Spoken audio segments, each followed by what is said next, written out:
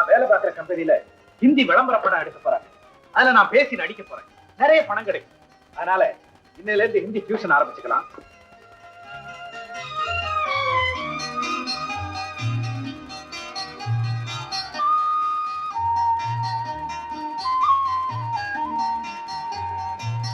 உங்களுக்கு ஹிந்தி சொல்லித்தர எனக்கு योग्यता नहीं। आपको हिंदी सिखाने के लिए मुझे योग्यता नहीं। என்னம்மா? ஏண்டா உனக்கு மானம் வெக்கங்கிறது கிடையாதா? அப்படி இருந்திருந்தா என் தங்கச்சி கல்யாண செலவை நான் ஏத்துக்கிட்டு இருக்கணுமா? என் பொண்டாட்டி செலவு செய்யறத பாத்துக்கிட்டு இருக்கிறேன். இந்த மானங்கெட்ட வாழ்க்கைக்கெல்லாம் ஒரு விடிவு வரத்தான் போகுது. நான் அதை சொல்லலடா. இன்னைக்கு உன் பேரால பேப்பர்ல வெளியாயிருக்கு. அந்த மானங்கெட்ட விளம்பரத்தை பத்தி தான் சொல்றேன். சீ, இது ஒரு தொழிலடா. அம்மா, இப்ப மரியாதையெல்லாம் செய்யற தொழிலை வச்சு வர்றதில்ல, சம்பாதிக்கிற பணத்தை வச்சுதான் வருது. ஆமா, அப்படி நான் என்ன செஞ்சுட்டேன்? நீ செஞ்சதை சொல்றியா? காக்கடியில விழுந்து பிறந்த எருமை சந்தன மரத்துல வந்து உரசுமா, அந்த மாதிரி ஓ மானத்தை ஊர் சிரிக்க வச்சதும் இல்லாம இப்ப ராதாவோட மானத்தையும் சிரிக்க வச்சிருக்கியே. இது எந்த வகையிலடா நியாயம்? அவளுக்கு இதுக்கு என்ன சம்பந்தம்? பாருடா, இதுல என்ன எழுதிருக்குன்னு பாரு.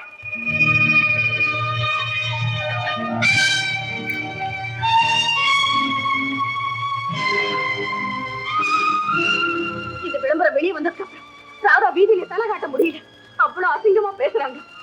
நீ செஞ்ச இந்த மானக்கேடான காரியத்தை நினைச்சு நினைச்சு அந்த பொண்ணு குமரி அழகா. இப்படி வரும் நான் எதிர்பார்க்கல. அன்னைக்கு உன் பொடி பறக்குதுன்னு சொன்னீங்க. அந்த பொடியில இப்ப என்ன பறக்க தெரியுமா?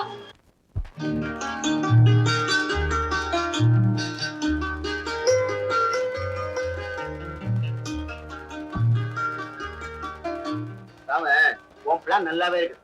உன் திட்டப்படி இந்த ஸ்ரீராம் கம்பெனிய ஸ்ரீராம் இண்டஸ்ட்ரியா டெவலப் பண்ணு. இந்த 2 லட்சம் ரூபாய் உனக்கு போறலன்னு சொல்லு, உனக்கு வேண்டியது நான் தரேன்.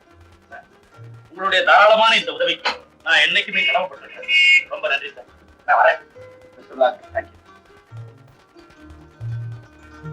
என்ன சார், ஒரு உதவி. என்னம்மா சொல்லு. உங்க செல்வாக்க நான் தப்பா பயன்படுத்த சொல்றதா நீங்க நினைக்கலன்னா சொல்லு. நீ ஒரு நாள் தப்பு பண்ண மாட்டேன்னு எனக்கு நல்லா தெரியும். தயங்காம சொல்லுமா.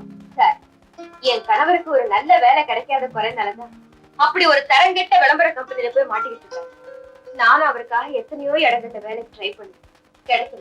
இப்ப சாதாரண அளவுல இருக்கிற ஸ்ரீராம் கம்பெனி உங்க உதவியால பெரிய அளவுல ஸ்ரீராம் இண்டஸ்ட்ரீஸா வளரப்போகுது. அங்க நீங்க சொன்னீங்கன்னா நிச்சயமா என் கணவருக்கு நல்ல வேலை கிடைக்க வாய்ப்பு. கட்டாயம் சொல்றேன். அந்த கம்பெனில பெரிய சம்பளத்துல நல்ல அதிகாரத்தோட இன்ஜினியராக போட சொல்றேன். போதுமா? ரொம்ப நன்றி சார். சார், ஒரு விஷயம். இந்த வேலை ஏன் சிபாரிசாலதான் கிடைச்சதுன்னு என் கணவருக்கு தெரிய வேண்டாம். ஓகே சார், நான் ரொம்ப thanks sir. That's all right. உங்க கான்ட்ராக்டுக்கு நான் தான் கட்டுப்பட்டேன். என் படத்தை நீங்க எந்த விளம்பரத்துக்கு வேணாலும் பயன்படுத்தலாம். ஆனா என் மனைவியோட படத்தை எப்படி நீங்க விளம்பரத்தை போடணும்? அவங்க படம் போட்டிருந்தாலும் விளம்பரம் உங்களை பத்தி தான். தென்னை மரத்து கல்லுன்னா விளம்பரம் கல்லுக்கு தானே தவிர தென்னை மரத்துக்கு இல்லை. உங்க விளக்க தேவையில்லை. இந்த விளம்பரத்தினால என் மனைவியோட மானம் பாதிக்கப்பட்டது. அந்த பாதிப்புக்கு என்ன பணம் கேக்குறீங்க? மானத்துக்கு பணத்தால விலை போடுறீங்களா? இது வியாபார சந்தை. இங்க பணத்தை பத்தி பேசுங்க. மனத்தை பத்தியோ மானத்தை பத்தியோ பேச இது இடம் இல்லை. இப்படிப்பட்ட இடத்துல நான் தொடர்ந்து வேலை செய்ய விரும்பல. உங்க இஷ்டம். உங்க ஒப்பந்தப்படி படங்களை எடுத்தாச்சு, கணக்கு தீர்த்து கொடுங்க. All right. ஹலோ. மோகன், உங்களுக்கு தான் போன். மிஸ்டர் மோகன், ரொம்ப நேரமா உங்ககிட்ட பேசணும்னு எங்கெங்கயோ ட்ரை பண்ணிட்டு இருக்கிறேன். Now I got you. உங்களுக்கு ஒரு நல்ல செய்தி இருக்கு. ஆபீஸ் வந்து மீட் பண்ணுங்க. எஸ் சார், இப்பவே நான் அங்க வர்றேன். பை. Good afternoon. ஆமா மிஸ்டர் மோகன், திரும்ப உங்களை சந்திச்சதுல நான் ரொம்ப சந்தோஷப்படுறேன்.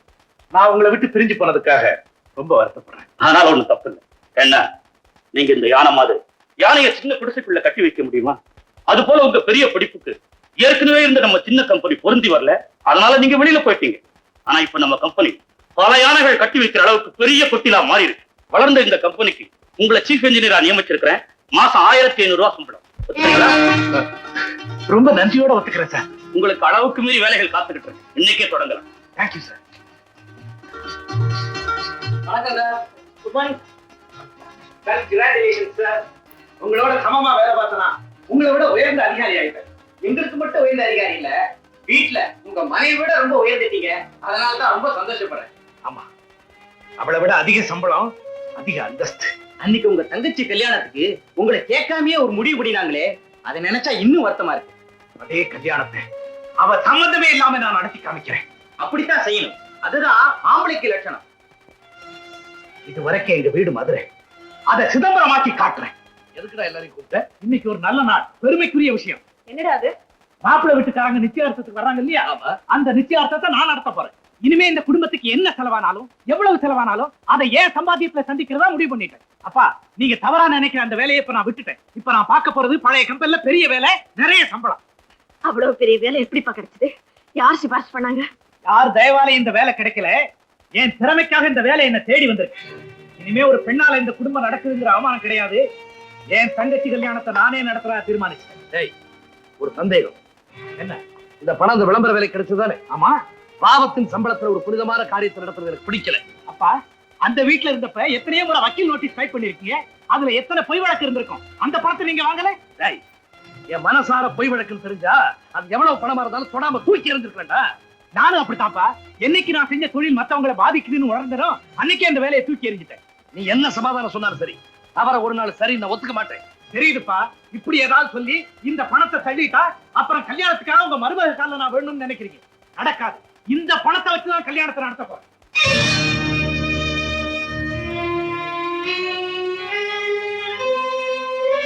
மாமா, அவர் பலவீனத்தை உதறிட்டு இப்பதான் உயர தொடங்கியிருக்கார். அவர் மனம் போல இன்னும் உயரட்டும், அதுக்கு தரப்படாது. ராதா, அவன் உயர்றதுல எனக்கு சந்தோஷம் தான். இருந்தாலும் இந்த பணத்தை வச்சு கல்யாணத்தை நடத்தும் சொல்றானே, அதான் என் மனசு பிடிக்கல. உங்களுக்கு தெரியாததில்லை, கோவில் குளத்து தண்ணியில எவ்வளவுதான் பாசி படிஞ்சு கெட்டு இருந்தாலும் அதை தீர்த்தம்னு அள்ளி தலையில தெளிச்சுக்கிறது இல்லையா? ஒரு நல்ல காரியம் நடக்கிறப்ப இதை ஏத்துக்கிறதுல ஒண்ணும் தப்பு இல்லை. மாமா, அவர் வாழ்க்கையில இப்ப ஒரு நல்ல திருப்பம் ஏற்பட்டிருக்கு. இந்த நேரத்துல நீங்க அவருக்கு ஆதரவா இருந்தீங்கன்னா நம்ம எல்லாருக்குமே நல்லது. நேரம் ஆகுதுல்ல, அம்மா சீக்கிரம் கூப்பிடு. நேரமாச்சு, தாம்பூல தட்டை எடுத்துட்டாங்க. இது கொண்டு வரேடா. தாம்பூல தட்டை இவ எடுத்துட்டு வர்றதா? கூடாது. என்னடா சொல்ற? இந்த கல்யாணம் சம்பந்தப்பட்ட எந்த நிகழ்ச்சியிலையும் இவ கலந்துக்க கூடாது. இதுவரையில அப்படி நடந்ததுனால எனக்கு ஏற்பட்ட வேதனை போதும்.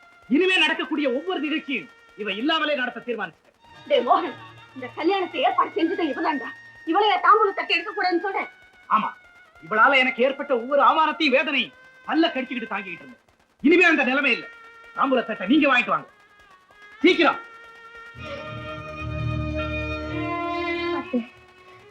என்னை பத்தி கவலைப்படாதீங்க. எப்படியோ கல்யாணம் நல்லபடியா நடந்தாச்சு. இந்தாங்க, நீங்க போங்க.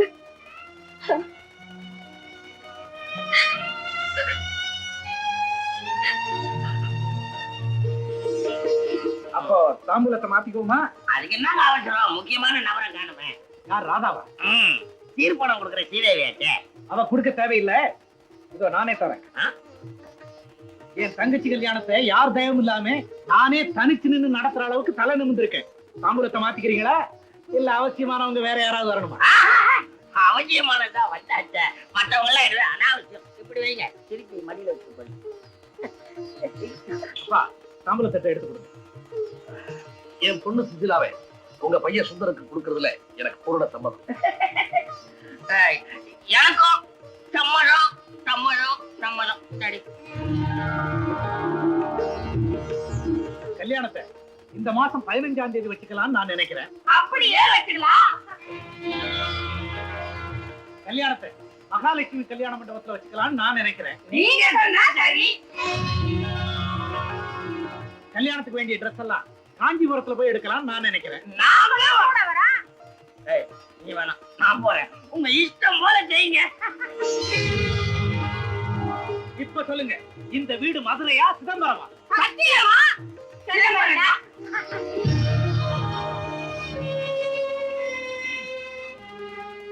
இப்ப நான் யார் தெரியுமா? ஸ்ரீராம் கம்பெனில சாதாரண கிளார்க் இல்ல, ஸ்ரீராம் இண்டஸ்ட்ரியில நம்பர் 1 ஆபீசர். உன்னை விட எனக்கு 500 ரூபாய் அதிகம் சம்பளம், 100 பேர் எனக்கு அதிகமா வேலை செய்யறாங்க. You are after all a sales officer. I am an industrial engineer. இனிமே இந்த செல்லா காசு நான் இல்ல, நீதான்.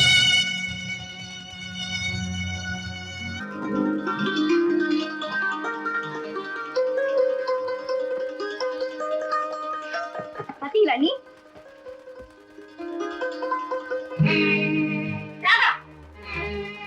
என்ன காய் சரி அவன் உன்னை பார்க்க கூடாதுன்னு சொல்லியிருக்காரு.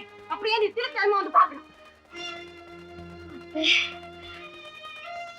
நீங்களா எப்படி பேசுறீங்க? ஆமா, புருஷன் மனசப்படி நடந்துக்கிறதா உண்மையான பொண்டை. அவனுக்கு பிடிக்காதுன்னு தெரிஞ்சும் நீ பார்க்க நினைச்சது ரொம்ப தப்பு. தப்புதான் அத்தை, தப்புதான். என்ன மன்னிச்சிருக்கு.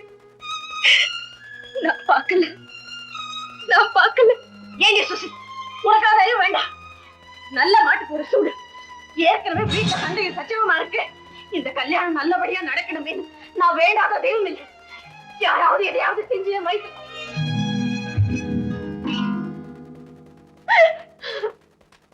ராதா,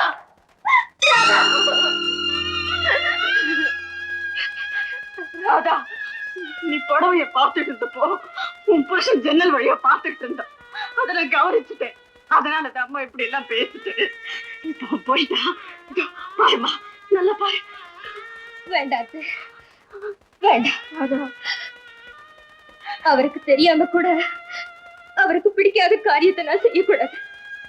ஏன்னா புருஷன் மனசுப்படி நடந்துக்கிறவதான் உண்மையான பொண்டாட்டி.